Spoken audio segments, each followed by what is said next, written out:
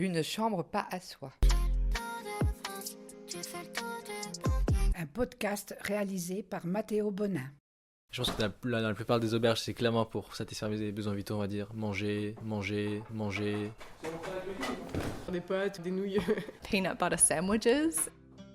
Vous l'aurez compris, dans ce 3e épisode, on se dirige vers la cuisine, pour un encas avant les aventures. Alors, ça ressemble à quoi une cuisine dans une auberge ? Et est-ce que c'est facile de se faire à manger ? C'est vraiment différent. Certains, il n'y a même pas de cuisine. Certains, comme celui-là, ont des bonnes installations. J'ai été dans des auberges sans réfrigérateur. Là, on doit être intelligent avec la nourriture qu'on rapporte. Quand vous avez beaucoup de gens, vous savez que vous allez vous battre dans un petit espace de cuisine et attendre que les autres aient fini. Donc, en général, on ne cuisine pas trop. À mon avis, ça ne vaut pas la peine d'attendre et de se démener pour une place. Avoir des ustensiles et attendre son tour. Je veux juste prendre mes trucs dans le frigo et partir. Sauf que des fois, quand on veut prendre son truc dans le frigo, il n'y est plus. Les réfrigérateurs sont communs en auberge, et donc les vols le sont aussi. C'était dans une auberge à Séville, du coup. Je me suis rendu compte qu'en fait, c'est le gérant de l'auberge qui mangeait ma nourriture, et j'étais là en mode tu fais quoi ? Et je lui ai dit j'ai marqué mon nom dessus et tout, et il m'a dit non, mais il faut marquer la date de quand tu pars. Je pense que ça m'est arrivé une ou deux fois, mais là, dans la plupart des cas, pas trop de mauvaises expériences. Peut-être que j'achète un peu moins de produits frais du coup.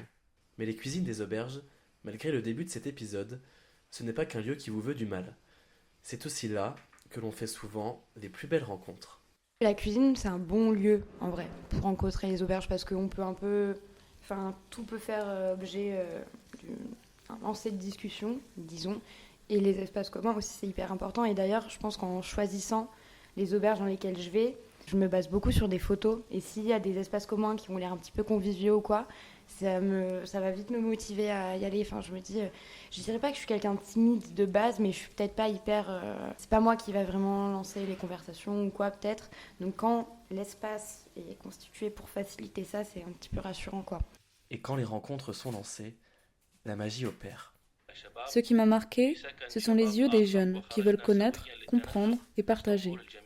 C'était drôle de se dire qu'on était assis à une table avec un Serbe, un Bosniaque, un Américain et un Chinois, et que l'on pouvait parler de tous les sujets malgré la barrière de la langue. De mariage, de guerre, d'amour, de foi, de culture, de films ou de voyage.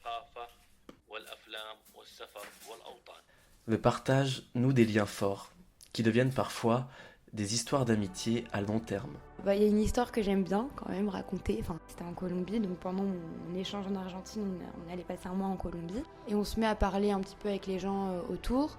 Et petit à petit, tout le monde s'en va. Il reste qu'un garçon avec lequel on discute, qui vient des États-Unis.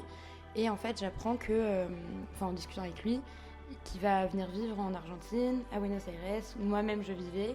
Et en fait, on a passé... on est restés copains tout le long, toute la fin de l'échange. Et il y a 2 semaines, il était en France et il est venu voir Lyon et on lui a fait visiter Lyon et c'est un super bon copain et c'est trop chouette, quoi.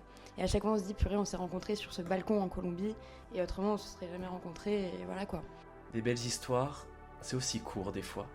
Et quand on parle d'intensité, l'éphémère n'est jamais loin. Je pense qu'en général, ça va être des rencontres assez instantanées, ça va souvent être assez intense, mais je pense que tout le monde sait qu'avec la vie et avec le fait qu'on habite très probablement dans des pays différents, qu'on va probablement pas se revoir, que on peut pas garder contact avec tout le monde en fait. L'éphémère, c'est cool aussi en fait, tu te dis c'est trop bien, on partage un moment de vie et du coup tu le vis à fond parce que tu sais pas si tu vas te revoir ou pas, et puis après c'est dur de garder contact d'une personne que tu as vue quelques heures, quoi, mais ouais, c'est ça aussi qui est magique, je trouve. Je trouve que c'est vraiment ça qui fait le charme aussi des auberges, quoi, parce que des fois on voudrait pouvoir garder des liens avec tout le monde, revoir tout le monde ou quoi, mais le charme du truc, c'est aussi que c'est un petit peu hyper ponctuel et c'était une soirée, c'était trop bien. Et prolonger, ça ternirait peut-être un peu le truc, quoi.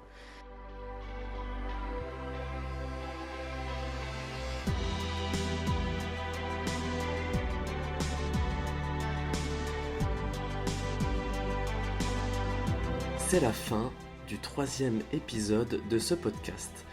Si vous voulez prolonger un petit peu notre histoire, je vous invite pour la dernière partie où la rue sera à nous. Avec plaisir.